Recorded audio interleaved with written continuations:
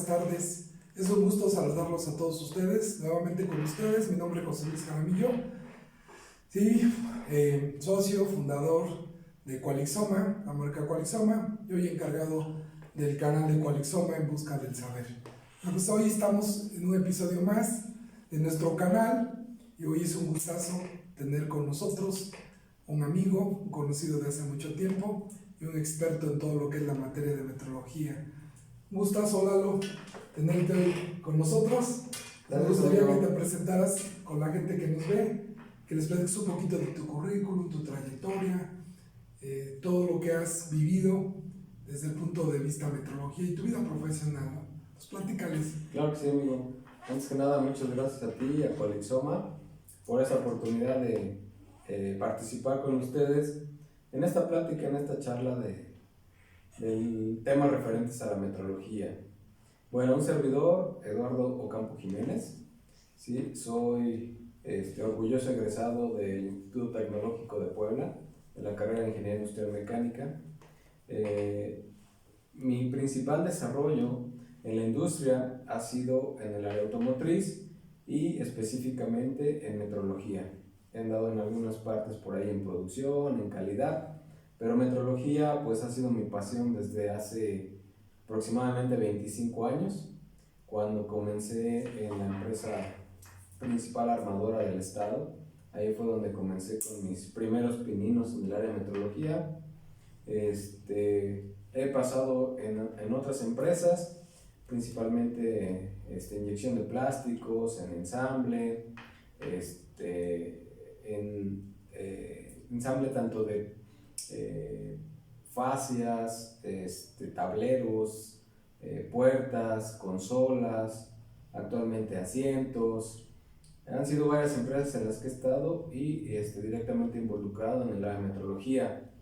También en el área académica estuve alrededor de 14, 15 años dando clases de metrología principalmente en una universidad tecnológica de aquí del estado y por ahí algunas veces dando cursos y teniendo temas de asesorías y consultoría en temas de metrología.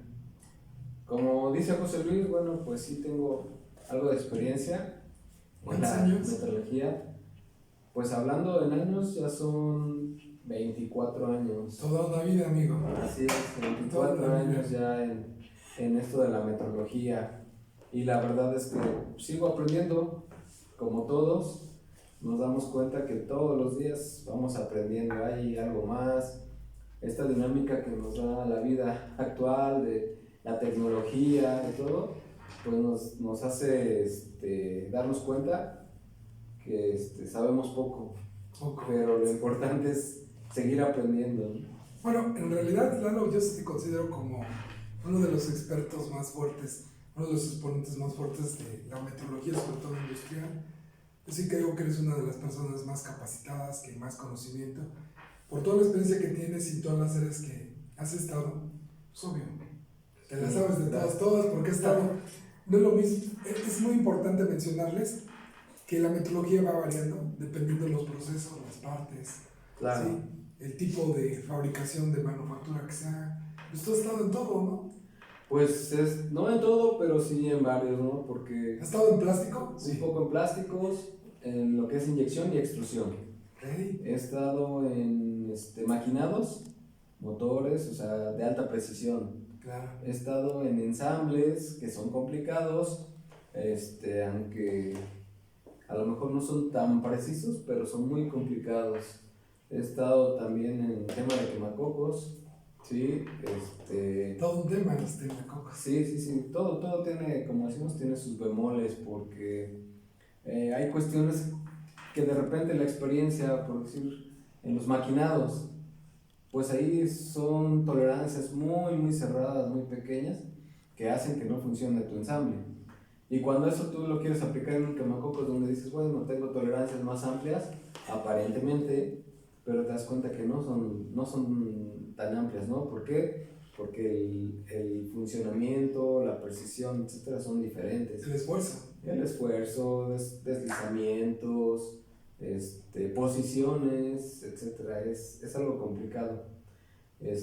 Las fascias, Sí, ¿sí? claro. Las fascias también, colocarlas para que se vea bonito el carro, pues también tiene sus bemoles. Ahora el tema de los asientos, el confort, las posiciones, toda la funcionalidad, etcétera, son muy distintos y pues sí te dan un panorama diferente, ¿no? Porque hay cosas que desconoces, pero que bueno, pues, la experiencia te va dando ahí algunas herramientas para irlas aplicando y mejorando tus procesos. Claro, fíjate que tengo que mencionar, ahorita que estabas hablando un poquito de todo este análisis de las empresas en las que he estado, yo recuerdo cuando estabas en la empresa que hacían los quemacocos, hubo un tema de MSA, en el que era muy caro el hecho de hacer una prueba destructiva con los quemacocos, ¿te acuerdas? Así es. Era todo un tema, ¿no? Era mucho gasto para cumplir con lo que el MSA te pedía. Y después me acuerdo de que estás en los asientos, una prueba que alguna vez me dijiste, y un taponcito que le ponían como un brochecito, que tenía que estar muy normado porque se podían los bebés quitarlo, ¿no? Que Sí. parecieran temas muy simples, pero a la hora de que las cosas funcionen, son bien interesantes como las controlan, ¿no? Sí. Pero bueno, Sí, podríamos platicar de muchos ejemplos y sí, salirnos un poquito del tema muchas anécdotas. que hoy nos trae, ¿no? Así El día de hoy la idea es que compartamos un poquito acerca de una norma que para mí es una norma muy desperdiciada en México. Incluso ha habido colegas que me dicen que no sirve para mucho y probablemente es una norma mal entendida, poco comprendida y que bueno, a mí me encantaría que nos hablaras un poquito sobre la norma 10.012, ¿no? Así ¿Para es. ti qué es la 10.012, Lalo? Bueno, para entrar un poquito en contexto con todos los colegas que están involucrados, los que estamos metidos de lleno o en esto de la metrología, ¿sí? Pareciera que a veces las empresas no nos toman mucho en cuenta porque algo que dicen no es un área productiva, ¿sí? Claro, claro. O sea, no genera valor al producto. Y bueno, depende de la perspectiva, de donde se vea, es la generación o no del valor al producto. No es lo mismo que te la pases mide y mide, ¿sí? Pero pues piensas que están mal, Claro. a que los datos obtenidos pues te sirvan para mejorar tu proceso.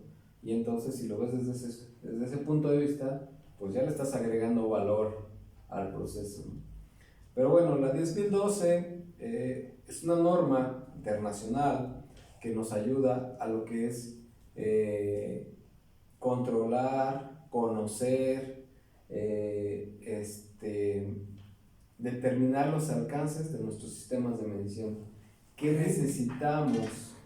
necesitamos tener, cumplir? ¿Para qué? Para que de acuerdo al producto, proceso que estamos verificando, que estamos monitoreando, pues estemos seguros y con la certeza necesaria de que los datos obtenidos pues son fiables y confiables. Ok, en temas de auditoría, obvio, la 10.012 es una norma que nos ayuda a cumplir la parte de aseguramiento de las mediciones, ¿no? Así es. Ok, mira, la 10.012 es una norma que todas las personas que tienen implementado ISO 9000 y ATF, hoy también está la ISO para la industria aeroespacial, etcétera, la deben de tener con la finalidad de asegurar, como tú dices, las mediciones, ¿no? Yo detecto que hay 4 pilares básicos en lo que es la 10.012. La primera es que tienes que implementar algunos procedimientos que te ayuden a tener procesos confiables, ¿no? ¿Sí? En esta parte, platícanos tú. ¿Qué procedimientos, por ejemplo, tú tienes para asegurar las mediciones? Ojo, no estamos hablando de mediciones como calibraciones, ¿no? Hay una diferencia. Sí, no. Y mucha gente, creo que sería interesante que después nos hables, ¿qué diferencia hay entre 17025 y 10.012? Porque la confunden. Sí. Es más, no sabemos en dónde acaba 10.012 y en dónde empieza 1705, pero platícanos un poquito. Bueno, parte de la 10.012, ¿para qué nos sirve o por qué es importante implementarla y desarrollarla? Cuando nosotros tenemos un producto, ¿sí? Obviamente tenemos especificaciones de nuestro cliente y es parte, como decía José Luis, en las normas te dice requisitos específicos del cliente. Esos requisitos específicos del cliente, ¿qué son? Pues son lo que ellos están esperando de tu producto para que en su proceso pues no tenga ellos problemas, ¿sale? Específicamente en metrología que tenemos, pues tenemos el plano, tenemos el dibujo, tenemos las especificaciones, dimensiones, pruebas, etcétera, todo lo que se tiene que cumplir para que el producto que nos están encargando cumpla con sus requisitos. Entonces, de ahí, ¿qué es lo que tenemos que hacer nosotros como metrólogos? Identificar. Lo primero que tenemos que identificar es ver si tenemos el alcance para lo que el cliente nos está pidiendo. Y sobre todo, muy específico en aquellas características especiales, características de seguridad, ¿sí? Que incluso se pueden volver algún tema legal, claro, si es que no se cumplen, y esas son las más críticas que tenemos que tomar en cuenta dentro de el control de nuestro proceso, ¿sí? Decía del alcance. Bueno, ¿qué alcance tenemos? De acuerdo a las especificaciones, nosotros tenemos que ver si contamos con los instrumentos, que eso es básico, si tenemos al personal capacitado, si cumplimos con las condiciones, muchas veces que las mismas pruebas o normas nos piden, ¿sí? Okay. Y eso es lo básico. ¿Y eso dónde se da? Eso se debe dar desde las primeras etapas del proceso, del APQP. ¿Sí? En el APQP también ahí tenemos que verlo desde las primeras fases. ¿Por qué? Porque en base a lo que nos están pidiendo, nosotros vamos a poder determinar si internamente tenemos el alcance para cubrirlas o si de plano pues tenemos que contratar los servicios de un laboratorio externo, Okay. ¿sí? Acreditado obviamente cuando es posible, ¿sí? Que nos pueda dar ese alcance. Ok, Lalo, muy bien. Vamos a pasar, te voy a preguntar un poquito sobre los equipos de medición. Porque muchas veces 10012 nos pide ciertas cosas, pero en muchas ocasiones las personas creen que ese punto de los equipos de medición cumplen solamente con una calibración. 10012 es muy claro, ¿no? Nos pide que el equipo esté calibrado, verificado, asegurado metrológicamente y en base a esos datos, hoy determinar los periodos de calibración. Ese sería rapidito el proceso que llevaría un equipo, ¿no? ¿Sí? Pero bueno, a mí háblame un poquito desde atrás, desde el cómo seleccionar un equipo de medición. Sobre todo te lo pregunto porque hoy en día hay muchas tecnologías. Están, tú sabes, cada mes hay un nuevo software, hay una nueva tecnología.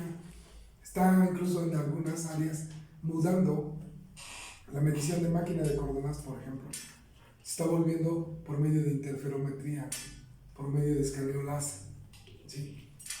Pero bueno, en tu experiencia, ¿hasta dónde esta tecnología realmente está sustituyendo las viejas tecnologías?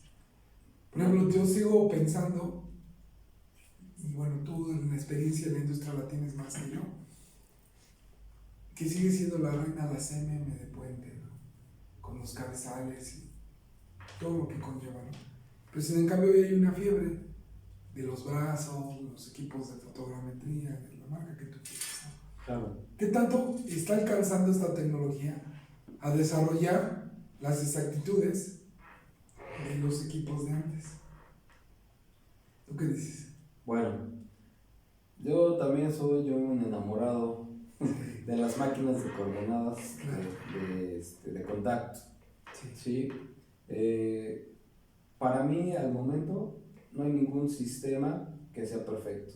Sí, no, Ninguno. Ninguno. Ni los de palpado son perfectos, ni los de interferometría, claro, ni fotometría, escáner, todo lo que ustedes quieran no son perfectos. Todos tienen sus bemoles, ¿no? De repente creo que también son como que modas. Sí, modas y algo que tenemos en los equipos o que vemos en los equipos es el marketing. El marketing, sí. Y entonces en el marketing, los que te venden este tipo de equipos pues te presentan un reporte bien bonito, que se ven colores, que se ve toda la pieza, etcétera, ¿no? Pero obviamente pues eso es marketing. Lo mismo que tienen las máquinas de coordenadas, o sea, también es marketing. Pero de repente, pues, ¿qué es lo que llama la atención? Ah, yo quiero ver un gráfico, ¿sí? Con un gráfico que me dé colores y con eso yo ya veo que si está bien o está mal la pieza o qué tiene. Sí, aparentemente es muy rápido, aparentemente, porque también el proceso de analizar toda esa información no es tan fácil ni tan sencillo, ¿sí? Y muchas veces pues, tienes que estar regresando a reescanear o a volver a darle una pasada a tu pieza porque no se alcanzaron todas las superficies que necesitan. Entonces, en cuanto a marketing, creo que sí la están rebasando. Pero en cuanto a precisión, todavía no la tenemos, no es lo mismo. Yo, para algunas aplicaciones, no he encontrado al momento un equipo de fotogrametría, de escáner, etcétera, que me pueda ayudar en el proceso. Y digo no porque específicamente en los quemacocos me decían, no, pues es que lo tienes que poner su polvito. Okay. Ponerle el polvito era destruir la pieza. Y entonces eso se vuelve muy caro. Una prueba destructiva. Sí, se convierte en una prueba destructiva porque ese polvito se incrusta, etcétera, mancha las piezas, lo que ustedes quieran. Entonces no era lo adecuado, ¿sí? Para otras aplicaciones puede ser, sí, pero no para todos. Por eso digo, no son perfectas, ningún sistema es perfecto, ¿no? Pero sí hay tecnologías más probadas, ¿no? Sí. Hay generaciones que han crecido con la CMM, ¿no? Claro. Y la CMM ha empezado a evolucionar. Yo recuerdo los softwares al principio, pues eran software pocos amigables, ¿no? Sí. Casi el que los programaba era un experto en programación. Hoy hay softwares muy bonitos, sí, especiales. Muy sencillos y que pues ya todos estamos inmersos en lo que es Windows. Incluso los cabezales, ¿no? Sí. Antes eran de puro palpado y hay cabezales que escanean, y escanean tocando. Exactamente. No simulando. Yo sigo pensando que las CMMs siguen siendo, en el caso de las CMMs, las reinas. Y siempre que hacemos la parte que vamos a hablar ahorita, que es confirmación metodológica, pues tienes menos problemas. Sí, definitivamente. Yo de repente he querido ayudar a gente que le acaba de capacitación. De repente es un problema hasta saber cuánto equivale un píxel en milímetros, ¿no? Y como que hay una fórmula que no la tienen clara los fabricantes y te dan un valor de conversión que a veces a mí me deja dudas, ¿no? Y si te metes a temas como de estimación de la incertidumbre, todo se complica un poco más, ¿no? Es correcto, sí. Y empiezas a tener ahí unos bemoles que te empiezan a dificultar la vida. Bueno, si hay alguna persona que tiene una cierta especificación, una tolerancia en un diseño, y le dijeran, ¿sabes qué? Tienes que comprar un equipo. ¿Qué aspectos tendría que analizar para poder hacer una compra adecuada? Comprar el equipo que es adecuado para poder controlar esa especificación, porque eso es lo importante, ¿no? Claro. Mides hasta con una regla de plástico, un compás. Es correcto. Pero ¿con qué exactitud? Exacto. ¿Con qué precisión? ¿Con qué incertidumbre? ¿No? Así es. Sí. Un tema importante que decías, la calibración, que muchas veces se malentiende y desde ahí es el primer tropiezo que podemos encontrar, ¿no? Okay. Calibración en el sentido más sencillo de la palabra es comparar el valor medido contra un patrón de valor conocido. Okay. Esa es la calibración. Tener un error, sí. ¿Sí? Y entonces tú lo vas a conocer cuál es el error de tu equipo con respecto a un patrón de valor conocido. ¿Sí? Tu error puede ser de 1 milímetro, de 10 milímetros, de 500 milímetros, ¿sí? Por ponerle un número, pero está calibrado, ¿estamos de acuerdo? Sí. Que cumpla o no, ya es el siguiente paso. Para tu especificación o para tu proceso específico, ¿sí? El equipo está calibrado. ¿Por qué? Porque ya conoces cuál es el error que tiene. Okay. Esa es una de las otras. Otro punto importante es cuando tú buscas proveedores, ves equipos y necesitas conocer el error que por de fábrica te puede dar el equipo. Eso es muy importante. ¿sí? Es muy importante conocerlo para ver si dentro de la especificación ese error, cuánto te puede impactar en tus resultados, ¿sí? Eso es muy importante. Puede ser que tengas un error muy grande, que a veces por cuestiones económicas, ¿sí? Las empresas también lo ven así. No, pues sabes que tengo el equipo A que me cuesta $10,000 y el equipo B que me cuesta $1,000. Ok. El equipo A tiene un error de el 1% del total de su escala de medición, ¿no? Y el equipo B, su error es del 10%. Ok. ¿Sale? Pero Entonces, ahí no estarían comprando barato, pero quizás no sea un ahorro. Porque fíjate, yo te voy a decir, si el equipo A tiene un 1% y el B un 10%, obvio que el más caro es el A, ¿no? claro, ¿Sí? Es el más caro. Y a lo mejor tú no compras el A, pero compras el B, en una idea equivocada de que estás ahorrando. es ¿Sí? correcto. Pero a la hora ya de estar ocupando el instrumento de inspección en el trabajo, ¿no crees que el B tiene más probabilidades de estar haciendo falsos rechazos y falsas aceptaciones? Que esas te van a costar a la postre como organización. Sí. Entonces, ¿no crees que a veces este mito que tienen las organizaciones de comprar barato, ¿por qué no le diría ahorro? Que muchas veces ellos suponen que ahorraron, pero a la postre no ahorraron nada. Sí, sí, claro. Yo iba por el tema de decir, bueno, tienes el equipo A y el equipo B, ¿sale? Decides que es el equipo B por aparentes ahorros, tiene un error mucho más grande. Tú lo calibras y te das cuenta que, bueno, sí cumple con el error que te está dando el fabricante, ¿sí? Pero eso viene a otra parte. ¿A dónde lo vas a trasladar? Ok, sí. ¿Sí? Y entonces, donde lo tendríamos que trasladar es al proceso, Claro. ¿sí? El error máximo permitido para es. La 10.000 nos habla de dos términos que a mí me gustan mucho. Uno es, se me está yendo ahorita el término. Error máximo permitido para el proceso. No, los requerimientos metrológicos que salen, te dice incluso claramente. Los errores metrológicos salen de los requerimientos metrológicos, perdón, salen de los requerimientos del producto. ¿Sí? Es como se debe de casa. Yo veo que incluso muchas veces eso no importa, ¿no? Entonces dices, pues que mira, me dio un dato. Exactamente. Y qué tan viable es, no importa. Es correcto. ¿Sí? Y yo te preguntaría, tú que estás del lado de la industria, ¿qué tanto el cliente nos ayuda a tener estas cosas, estas desviaciones a lo que debería de ser con lo que es?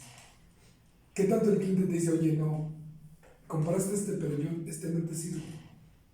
Hay clientes que son meticulosos en ese aspecto y sobre todo cuando tienen personas con cierta experiencia en el área meteorológica, son un poco más metidos. Entonces, déjame entender, ¿depende más de que tengan una persona o depende más de que ciertas marcas cuidan más la calidad? ¿De qué depende, Lalo? Ambos.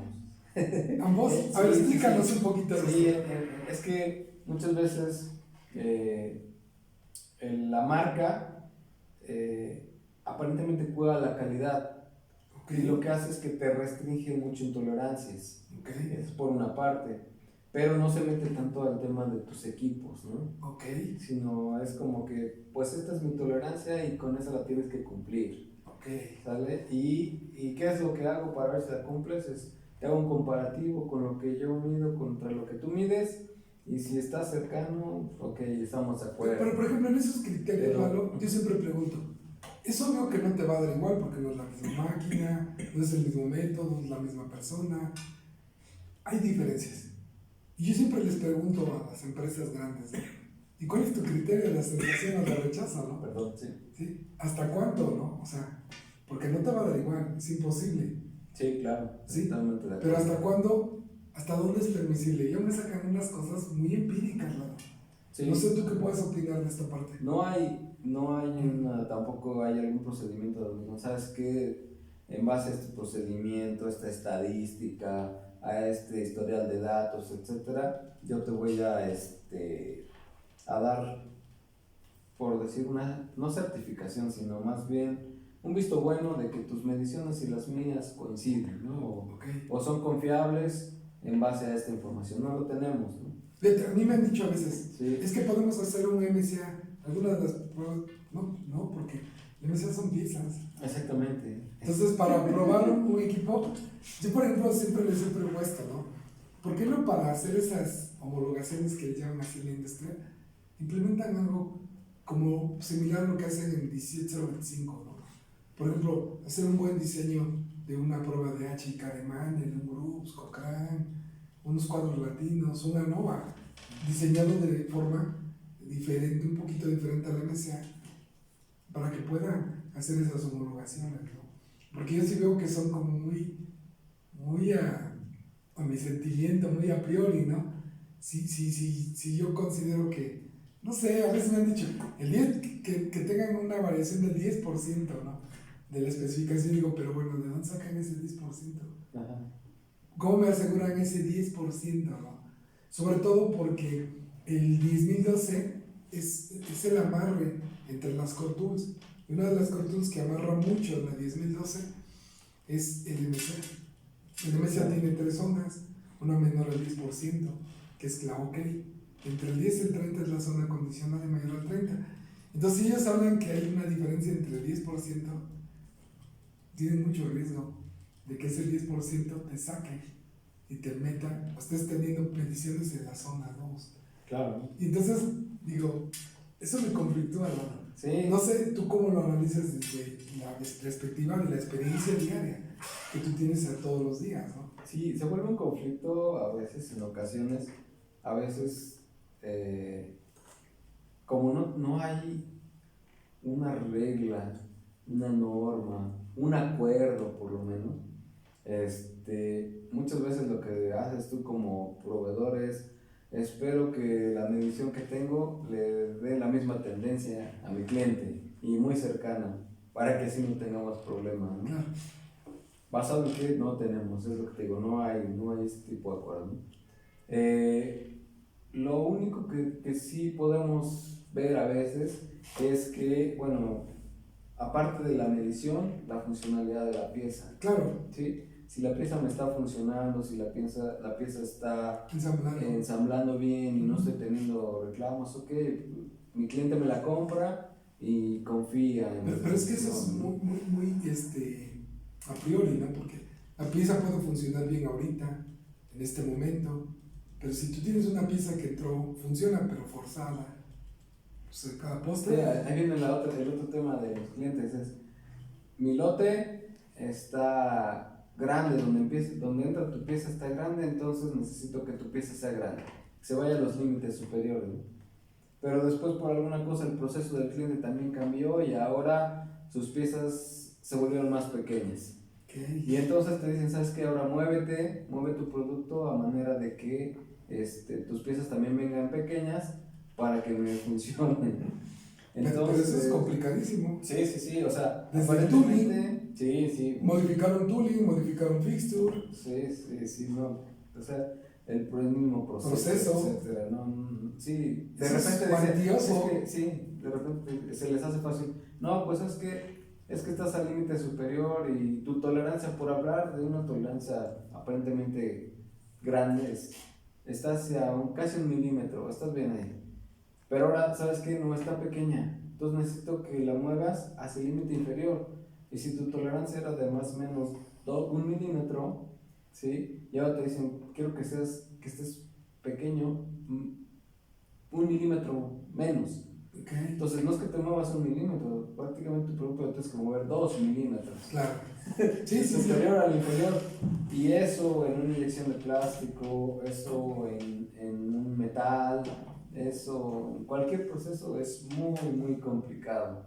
¿Sí? Entonces, bueno, son parte del juego de la industria que tenemos que adaptarnos a los requerimientos del cliente, ¿sí? Pero no son tan sencillos, ¿no? No, sí es muy complicado, pero te entiendo. Yo sí creo que hay mucho que avanzar en esta parte de todo lo que son las normas y todo lo que son los procesos.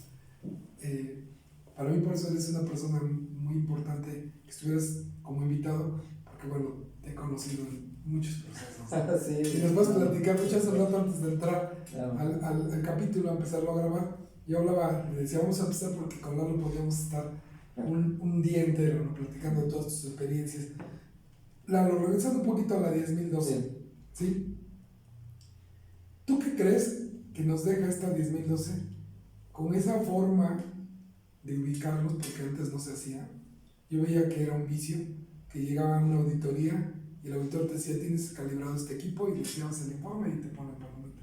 Yo espero que no esté pasando eso. Hoy 10.012 te dice, calibra, verifica, confirma metrológicamente. O sea, te calibré y entonces el informe se convierte en una información para tomar decisiones. Entonces tienes que dar evidencia con la confirmación metrológica de que el equipo tiene al menos el intervalo, la resolución, la incertidumbre, el error, más algunas otras, ¿no? Dependiendo de la magnitud, para poder controlar cierto requerimiento del producto, ¿sí? Y a partir de ahí, calcular periodos de calibración. Se acabó eso de calibrar cada año, por ejemplo, ¿no? Hoy tienes que tener periodos de verificación que te van a ayudar. ¿Por qué? Porque antes calibrabas cada año y a lo mejor calibrabas la máquina de coordenadas, ya quedó, el turno de la tarde entraba y ¡paz! Le daba un llegue. Y no sabías si había quedado bien o mal, pero hacías pruebas, movías la máquina, se mueve, no le pasó nada. Seguías calibrando. Y chistoso, llegaba al año siguiente el proveedor y te decía, oye, te la voy a ajustar, porque no está ya. Y dices, bueno, ¿y desde cuándo la máquina no estaba, no? ¿Sí? Y entonces, ¿cuánto producto liberé mal? ¿Sí? Así es. Y hoy ya no es así, hoy verificas para asegurar que cada vez que el instrumento lo utilizas funcione adecuadamente, esté en las condiciones meteorológicas adecuadas. ¿Cómo ves todo este esquema nuevo de 10.012 que nos proponen para equipos de medición? Ahí es que decías, hay dicen una regla no escrita, o sí mencionada, el famoso 1 a 10, que se utiliza para lo que es la determinación de la adquisición de un instrumento, ¿no? Donde te dicen, bueno, ¿sabes qué? Pues tienes una tolerancia y de tu rango de tolerancia busca un instrumento que al menos te dé una lectura del 10% del rango de tolerancia. Esa es una herramienta, sí, pero es la primera básica, ¿no? No es la única, ¿sí? Es una herramienta que te puede servir para empezar a ver qué tipo de instrumentos tendrías que andar buscando para lo que va a ser tu control de proceso, ¿sí? Pero esa ya no te soluciona del todo, ¿no? Porque podemos tener ese 10% de resolución que da el equipo, pero ¿qué crees? El error no es el 10% o menor al 10% de tu especificación. El error que tiene el equipo es el 20% de tu especificación. Okay. Y entonces, ¿dónde queda la regla del 1 a 10? O la resolución. Incluso si tú lo haces, mira, te voy a decir, sí. Yo apenas estaba me pidieron por ahí una empresa, un curso de BDA5, y si tú lees BDA5 es 10.012. ¿Sí? Es 10.012 en ISO y en alemán. Y fíjate que me gustaba mucho la BDA, estoy en un proceso de certificar BDA5, porque te da cosas muy específicas. Por ejemplo, del 1 a 10 de la resolución. Ahí es 1 a 20. No, ahí te dice que es el 5%. Bueno, el 5%. De la tolerancia total. Ajá. Que al final de cuentas es el 1 a 10. Pero ya no lo dice empíricamente. ¿Sí? Ya lo dice, porque a veces el MS es el que te dice, ¿no? Una regla empírica, 1 a 10. Ahora, ese del error de 1 a 10, pues no se va a cumplir nunca. Porque algo que tenemos que hacer es casar realmente lo que nos está pidiendo el proceso con lo que vamos a pedirle al equipo con el MSA. Con el MSA, sí. Entonces, el 1 a 10, realmente el error máximo requerido lo vas a sacar con el error máximo, el error mínimo, teórico el 1 a 10, y a le vas a sumar y a restar la incertidumbre requerida, que en el BDA te la da como idoneidad. ¿Sí? Y te va a reducir esa zona de aceptación. Así es. Porque de ahí sale la zona 2. Entonces, realmente, si tú lo haces 1 a 10, pues te vas a quedar corto. Porque si lo quieres hacer ya para cumplir con el MSA, pues tendrías que hacer esta partecita, que la da la ISO 14253. Y yo veo que hay mucho desconocimiento de esta parte, mucho desconocimiento. Exactamente. Y entonces no hay el match entre lo que es la calibración, la verificación, la confirmación metrológica y el proceso. Incluso en otros capítulos yo he hablado de que seguimos queriendo evaluar los equipos, los proveedores que hacen la calibración en base a especificaciones del fabricante. Y eso se puede si desde el principio cumplió el equipo con un estudio de una confirmación metrológica. Así es. Pero la mayoría de los equipos no es así. Entonces, incluso hasta le decimos al proveedor del servicio de calibración, ¿sí? Tú evalúame, tú dímelo, pero él no sabe. No, y ya, de hecho ya la norma te dice que ellos no pueden dar un veredicto sobre el equipo. Sin embargo, sigue pasando. Sí, de que sigue pasando, sí. Pero si se pegan a la norma ya no te debe decir sí está adentro, no. Ellos simplemente deben poner la nota, este es el error y el cliente es el que decide si cumple con su especificación o no. Hablabas del tema de la confirmación. Sí. Ese es otro punto básico, ¿no? Claro, básico. Con la confirmación vamos a ver que nuestro equipo, que ya está calibrado, que ya se analizó el error presentado en la calibración y que en base a los estudios hechos al mismo equipo, entonces sí está cumpliendo con el error máximo permitido. ¿Para qué? Para que nos sirvan en el proceso especificado que tenemos, ¿no? Claro. Ahora, ahí hay un tema donde hace rato hablábamos de que no son productivos, ¿no? No somos productivos, un área productiva. Pero, pues también aquí viene una parte de que los involucrados ahí en la metrología podamos venderle a los jefes la idea de que, a ver, está bien, si tú quieres un equipo más económico, con un error más grande, ¿sí? Una incertidumbre Más grande, ¿ok? ¿Dónde se va a tener que ver reflejado? ¿Para qué? Para que el producto que nosotros estamos proveyendo a nuestros clientes tengamos una mayor certeza de que va a estar dentro de las especificaciones. Y claro que ahí no les va a gustar a los de proceso o a los de producción. Claro, sí. ¿Por qué? Porque todos ese error que vas a tener en tu sistema de medición se lo vas a tener que transmitir a reducir las tolerancias de proceso. Claro. ¿Sí? O sea, tú puedes tener un equipo económico de medición, sí, con una incertidumbre y un error muy grande, pero para tratar de minimizar los impactos en el producto, entonces haz de cuenta que tu tolerancia que la tenías así, ahora la vas a tener que tener a la mitad, Claro. por decir. ¿Para qué? Para que con eso tú compenses de alguna manera el error de tu Y eso se equipo de escucha bien medición. fácil así, pero en términos de dinero significa mucho. Muchísimo. Se hace más caro tu proceso. Exactamente.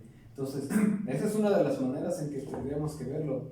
Pero si tú haces eso, ¿qué va a pasar con tus proveedores? Claro.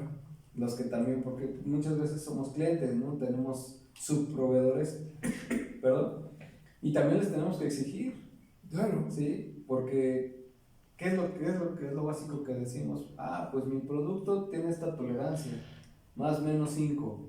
La unidad que quieras, ¿no? Pero es más o menos 5. ¿Sale? Y entonces no se van a quitar de ahí, pues es que tú lo mides y tiene 4,3 o 4,8. Estoy dentro, ¿no? Pero ¿cómo sabemos que su sistema de medición o su instrumento de medición está cumpliendo con los errores, ¿no? Ahí caemos a mucho lo que decías de la zona 2. Sí, claro. La zona 2 que es la más complicada. ¿Sí? ¿Por qué? Porque es donde se concentra la incertidumbre, donde tenemos el error del instrumento. Sí, la incertidumbre. Y entonces eso va a impactar en el producto. Que fíjate, la gente no entiende o no les ha caído en mente que la incertidumbre habla sobre la calidad de tus mediciones. Tienes una incertidumbre muy grande, quiere decir que tus mediciones no son buenas. Tienes una incertidumbre baja, tus mediciones son muy buenas. Bueno, fíjate, Lalo, hablando un poquito de la parte esta de la confirmación metrológica, yo siempre digo que si un instrumento no pasa la confirmación metrológica, ya no le hagan estudios de mezcla, no va a pasar. Claro. No va a pasar. No gasten el tiempo. Si no, el instrumento no pasa confirmación metrológica, no va a pasar cualquiera de los demás estudios de mezcla. ¿Por qué? Porque aquí es nada más el instrumento, nada más. Y ya cuando haces el MSA ya son todos los componentes del sistema, método, procedimiento, etcétera, etcétera. Bueno, se nos fue bien rápido el tiempo, luego son 40 minutos, ya los que vamos. Quisiera yo que me dijeras, ¿qué opinas de esta propuesta que nos da 10.012 sobre estas formas de calcular ahora los periodos de calibración? ¿Qué opinas? Bueno, es una herramienta muy buena, ¿sí? Que tenemos que analizar, obviamente, para cada proceso, porque para cada instrumento no puedes aplicar lo mismo, ¿no? Claro. No puedes aplicar la misma manera de verificación. 5 métodos. ¿Sí? Hay 5 métodos, te dan opciones, pero no es uno que te sirva para todo, ¿no? Hay que buscar cuál. Tienes que buscar cuál es el más adecuado, ¿Cuál se adapta mejor? cuál se adapta mejor. ¿Por qué? Porque muchas veces, como platicamos, el tema de las mediciones para procesos destructivos, Claro. ¿sí? Eso a veces te limita mucho. Te limita mucho porque no puedes decirle a tu cliente, a tu jefe, perdón, tan fácilmente, ¿sabes qué? Necesito destruir 50 piezas para hacer un estudio, ¿no? Ok, sí. O sea, si es una pieza pequeñita de plástico, vamos, que te